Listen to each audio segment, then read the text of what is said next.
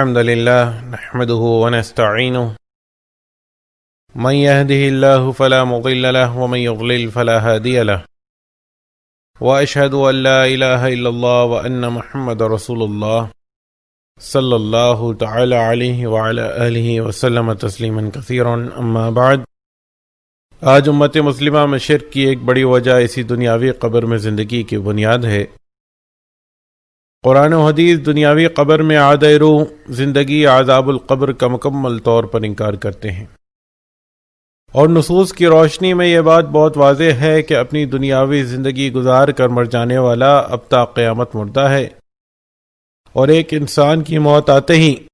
یہ جسم جسے لاش کہا جاتا ہے یہ بے حس و شعور ہو جاتا ہے اور رفتہ رفتہ گل سڑ کر ایک نہ ایک دن مٹی میں مل کر مٹی ہو جاتا ہے۔ لیکن حقیقت حال کے برعکس عقائد و نظریات میں بگاڑ کا شکار ہو جانے والی اس امت میں آج بکثرت یہ عقیدہ پایا جاتا ہے کہ قبر میں مدفون یہ لاش زندہ ہے، اور نہ صرف زندہ بلکہ اب یہ سنتا اور دیکھتا بھی ہے۔ پھر اسی عقیدے نے مزید ترقی کر کے اس مردہ جسم کو داتا، دستگیر، مشکل کشا و حاجت روا اور نہ جانے اللہ رب العزت کی کن کن صفات کا حامل بنا دیا۔ یہی وجہ ہے کہ آج اللہ کو چھوڑ کر انہیں پکارا بھی جا رہا ہے اور ان کی خوشنودی کے حصول کے لیے ان کی نظر و نیاز بھی کی جا رہی ہے۔ ان تمام باطل نظریات کا موجب یہی دنیاوی قبر میں عادہ روح یعنی روح لوٹائے جانے اور زندگی کا عقیدہ ہے۔ سب سے پہلے عذاب القبر اور قبر کے سوال و جواب کے نام پر اس مردہ جسم میں روح لوٹائے جانے کا عقیدہ پیش کیا گیا۔ اب جب کہ روح اس مردہ جسم میں واپس آ گئی تو یہ زندہ بھی ہو گیا، اور پھر بابا بنا کر داتائی، دستگیری، مشکل کشائی اور حاجت روائی کے منصب پر فائز کر دیا گیا۔ ہم اس سیریز میں انشاءاللہ العزیز قرآن و حدیث صحیحہ میں دی گئی معلومات کی روشنی میں اس بات کو واضح کرنے کی کوشش کریں گے کہ عذاب القبر کیا ہے اور یہ کہاں اور کیسے ہوتا ہے۔ ظاہری بات ہے کہ روح اور عذاب القبر غیبی امور میں سے ہیں جن کی ہو بہو حیت و کیفیت اور معاملات کے بارے میں تو نہیں بتایا جا سکتا، البتہ قرآن و حدیث نے اتنی تفصیلات ضرور فراہم کر دی ہیں کہ ایک بندہ مومن جو قرآن و حدیث صحیحہ سے سلسلے میں رہنمائی حاصل کرنا چاہے وہ ہرگز احبار و رہبان کے خود ساختہ عقائد یعنی عادہ روح، سمائے موتا اور اسی دنیاوی گڑھے میں عذاب و راحت قبر کا حامل نہیں رہ سکتے۔ امید ہے کہ آپ اسے دل جمعی کے ساتھ ملاحظہ فرمائیں گے۔ آپ سے یہ بھی گزارش ہے کہ جہاں بھی کہیں کوئی غلطی پائیں تو قرآن و حدیث کے دلائل پیش کر کر ہماری اصلاح کا حق بھی ضرور ادا کریں۔ عن اسماء بنت ابی بکر رضی اللہ عنہما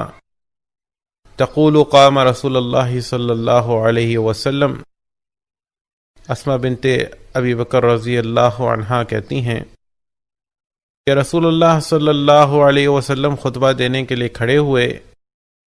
خطیباً فذکر فتنۃ العذاب القبر التی یفتن فیہا المرء، تو عذاب القبر کا ذکر کیا جس میں آدمی کو مرنے کے بعد مبتلا کیا جاتا ہے۔ فلما ذکر ذلک فج المسلمون وجہ، تو جب آپ صلی اللہ علیہ وسلم نے اس کا ذکر کیا تو مسلمین چیخنے لگے۔ یہاں ہم نے اس روایت کے اندر یہ چیز دیکھی کہ نبی صلی اللہ علیہ وسلم نے عذاب القبر کی ہولناکیوں کا ذکر کیا، لیکن سب سے پہلا سوال یہ ذہن میں آتا ہے کہ عذاب القبر ہے کیا؟ سورہ ابراہیم آیت نمبر 27 میں اللہ تبارک و تعالی فرماتے ہیں، یثبت اللہ الذین آمنوا بالقول الثابت فی الحیاۃ الدنیا وفی الآخرہ،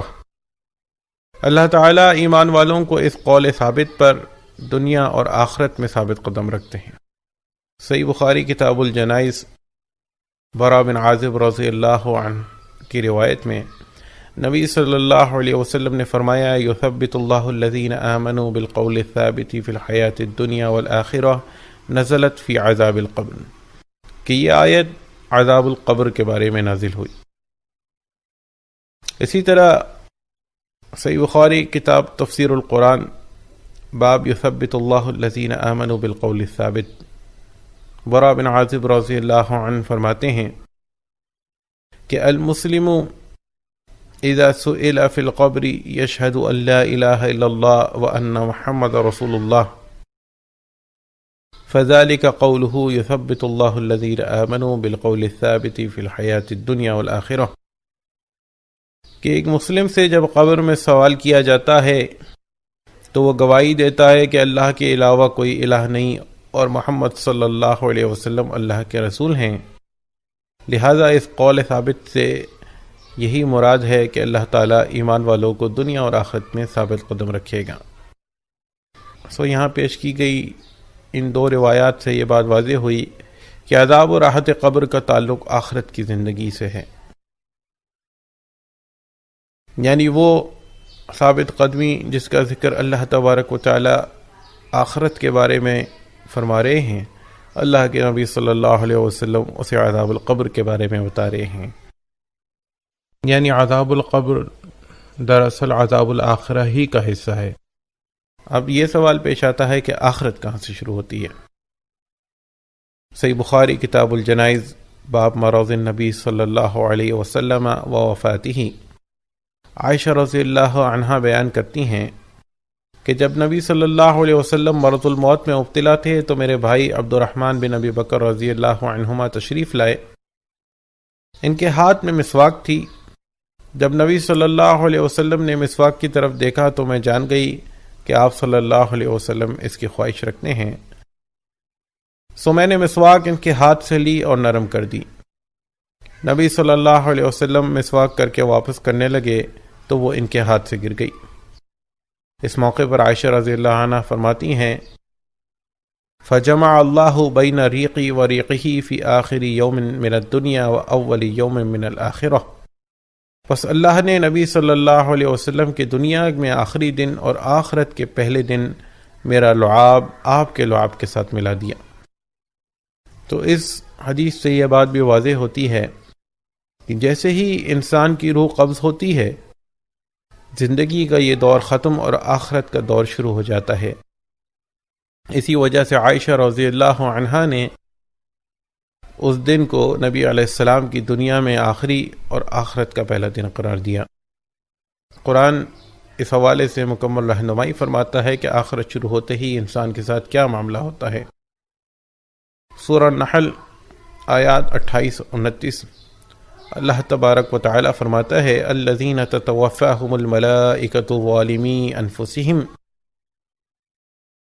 کہ ان نفس پر ظلم کرنے والوں کی جب فرشتے روح قبض کرتے ہیں فَأَلْقَوْا السَّلَمَ مَا كُنَّا نَعْمَلُ مِنْ سُوءٍ، تو اس موقع پر یہ لوگ بڑی فرما برداری کے بول بولتے ہیں کہ ہم تو کوئی برا کام نہیں کرتے تھے۔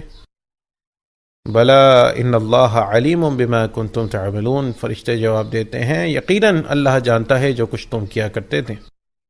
فَادْخُلُوا أَبْوَابَ جَهَنَّمَ خَالِدِينَ فِيهَا، پس داخل ہو جاؤ جہنم کے دروازوں میں جہاں تم نے ہمیشہ رہنا ہے۔ فَلَبِئْسَ مَثْوَى الْمُتَكَبِّرِينَ، پس برا ہی ٹھکانہ ہے متکبرین کے لیے۔ سورہ انعام آیت نمبر 93 فرمایا وَلَوْ تَرَىٰ إِذِ الظَّالِمُونَ فِي غَمَرَاتِ الْمَوْتِ، کاش تم ظالموں کو اس حالت میں دیکھو جب وہ سکرات موت میں ہوتے ہیں۔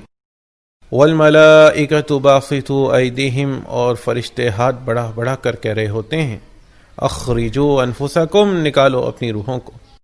اليوم تجزون عذاب الہون بما کنتم تقولون علی اللہ غیر الحق وکنتم عن آیاتہ تستکبرون، آج تمہیں ان باتوں کی پاداش میں ذلت کا عذاب دیا جائے گا جو تم اللہ پر تہمت رکھ کر ناحق کہا کرتے تھے اور اس کی آیات کے مقابلے میں سرکشی دکھاتے تھے۔ اسی طرح طیب لوگوں کی قبض روح کا ذکر کرتے ہوئے سورۃ النحل آیت نمبر 32 میں فرمایا الذین تتوفاہم الملائکۃ طیبین یقولون السلام علیکم ادخلوا الجنۃ بما کنتم تعملون، کہ جب فرشتے نیک لوگوں کی روحیں قبض کرتے ہیں تو کہتے ہیں تم پر سلامتی ہو، داخل ہو جاؤ جنت میں ان اعمال کی وجہ سے تو تم کرتے تھے۔ تو قرآن و حدیث کے بیان کردہ دلائل سے یہ بات روز روشن کی طرح واضح ہو جاتی ہے کہ انسان کی روح قبض ہوتے ہی اس کی دنیا کی زندگی ختم اور آخرت کی شروع ہو جاتی ہے، اور اگلے ہی لمحے جنت میں اس کی جزا یا جہنم میں اس کی سزا کا مرحلہ شروع ہو جاتا ہے۔ اور اس مرحلے میں جس کو نبی علیہ السلام نے عذاب القبر بھی کہا، اللہ تعالیٰ اہل ایمان کو دنیاوی زندگی کی طرح ثابت قدمی عطا فرماتا ہے۔ انشاءاللہ العزیز اگلی قسط میں ہم قرآن و حدیث صحیحہ میں مذکور دلائل کی روشنی میں اس بات کو زیر بحث لائیں گے کہ وفات کے بعد انسان کی روح کے ساتھ کیا معاملہ پیش آتا ہے۔ تب تک کے لیے السلام علیکم ورحمۃ اللہ وبرکاتہ۔